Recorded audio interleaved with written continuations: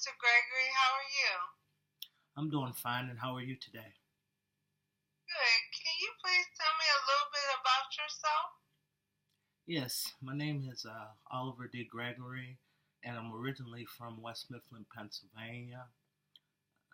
I started working at 12 years old as an apprentice glass worker. This job required a lot of safety and attention to detail. Um, if I made a mistake in this job, usually either the glass was broken or I got cut. And also, when I was growing up, I played a lot of football. This required a lot of discipline. Um, our coaches used to tell us if we were all disciplined, we should score a touchdown on every play. After high school, I joined the U.S. Air Force, and I had an opportunity to travel all over the world and work with different types of aircraft. I've worked with bombers, transport aircraft, fighters, and helicopters. Some of my experiences were on two occasions. I was a support equipment manager, production superintendent. This job entailed basically running the whole shop from a production level. At Charleston Air Force Base, I had 76 employees that worked for me, and I really did this job by just overseeing the production section. This section handled ordering parts and monitoring inspections. So this was an easy way to manage what everybody was doing in the shop. After I left Charleston Air Force Base, excuse me, I spent a year in the Middle East in Qatar. I worked as a quality assurance person overseeing a WRM contract. This job entailed me looking at how a contractor did the responsibilities of maintaining the H equipment for the U.S. Air Force. But during this time, in 2002, the Iraq War, we were preparing for the Iraq War. So my job changed to a position where I was a functional manager forward in the Middle East. And as we set up all the bases in the different locations in the Middle East, I traveled and made sure all the H people had what they required to support the aircraft. After leaving Qatar in late 2003, I went to Shaw Air Force Base, and once again I worked as a production superintendent. And this job was similar to what I did in Charleston, except this was with the F-16s. After retiring, I began contracting, and my first job was also in the Middle East, in Muscat, Oman, and I was a technical order distribution officer.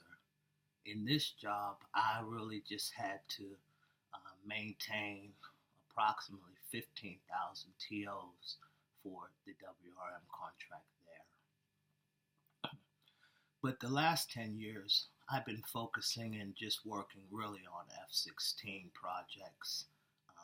I spent about 4.5 years in Sicily working with the Italian Air Force as a technician, and we maintained approximately 100 pieces of equipment there for them. Most recently, I just arrived back on the Iraqi F-16 program, and this program is a program that started from the beginning. The Iraqis had nothing, and in approximately 2012, they purchased 36 F-16s. So we initially came in here in 2014, and there was nothing here. We did the setup of the supplies, and in mid 2015, aircraft started to arrive here. Recently, I've been promoted to the age supervisor position, in which I manage 9 Lockheed Martin employees and 20 Iraqi trainees.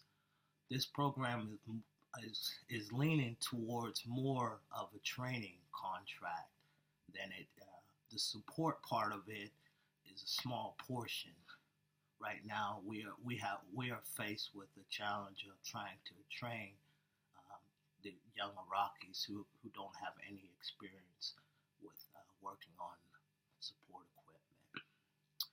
Lastly, and most importantly, I am engaged to my fiance Sabina, and we live in Germany, and we have a little dog named Blackjack. Okay, great. May I ask, what are some of your strengths? My strengths are my commitment to do the task properly and efficiently. In our job, support equipment is treated like an airplane. So when we do our job, we must use the tech data, and make sure that we follow every step. The other thing is efficiency. I believe that time is a factor because time is money. But however, uh, we should never get in too much of a rush where safety becomes a factor. But I believe in working as efficient as you can in lines with the tech data to create a good product for the customer. And what would you say the weaknesses are?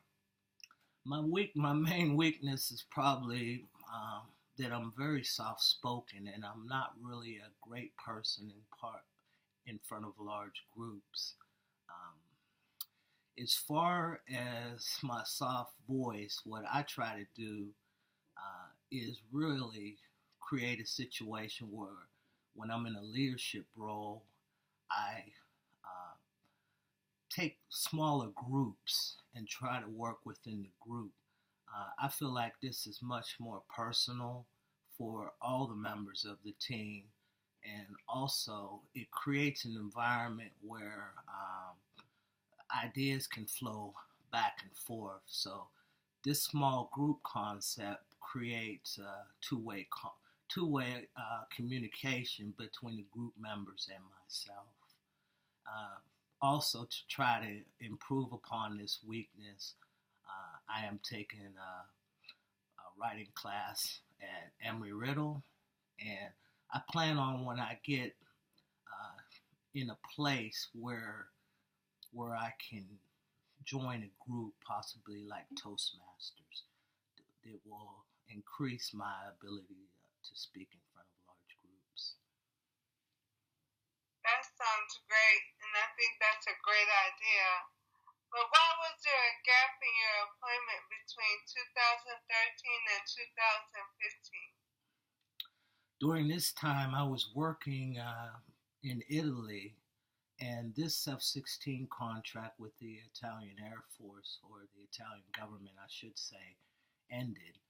And the main reason why the contract ended was because the planes that they had leased really were at the end of their service life. So when the contract ended, I decided to take some time off, and I began to attend online courses at Embry-Riddle at this time. This actually was my first time really pursuing a degree. So I took approximately 2 years off, and also when the contract ended in Italy, I knew about the upcoming contract with the Iraqi Air Force. So I decided to stop working for a while, do a little bit of education, and then I was able to join this program in April of 15. And who would you say our competitors are? The main competitors for Lockheed Martin are Raytheon and Boeing. Both of these countries also are in the defense contracting sector. I believe that Lockheed Martin is by far the best company to work for out of the three. And one factor you can look at with this is just the stock price. Right now, Lockheed Martin's stock price is approximately well, I should say over $100 per share more than these two other companies. And the other thing why I would like to get this job with Lockheed Martin is that it's a very diverse company. Um, with my skills, I will be able to contribute to their diversities because working as a aerospace ground equipment mechanic, we have diverse skills. Air conditioning, generators, compressors. We work on several different types of equipment that also falls in line with a lot of the things that Lockheed Martin, the different programs that they have. So I believe I would be a good fit in this position with the company, and also I provide some diversity for the company, and maybe in the future I would be a candidate to move into different areas. And in your spare time, what was the last book that you ever read for fun? The last book I read for fun was Rich Dad Poor Dad. It was for fun and also for an educational experience for me.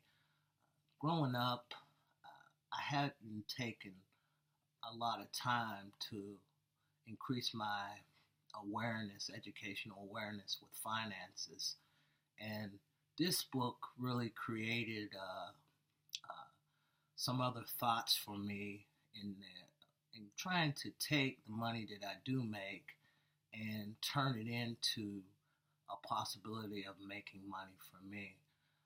I really enjoyed this book because the author wrote the book from a perspective of his experiences from a child. Basically, quick synopsis of the book. This man had a friend, and his friend's father was a rich businessman, but he lived a very low-key life. You wouldn't know this man was rich if you just looked at him. And then the author's father, he wasn't a poor man, but he actually was a teacher at a university. And what the book is about is that the rich father did a lot of investing, so his money was making money. The author's father was more of a regular person who believed in the American dream. So from his perspective, he was trying to get that house and be able to educate his kids, but he didn't take his money and invest it where it could make money for him. So this book was a very important step in my life because it created a situation for me where I looked at different avenues and I did begin investing, and I've been somewhat successful, not to the rich father's level, but I'm going to continue, and it is a very interesting thing to me since reading the series of books from the author.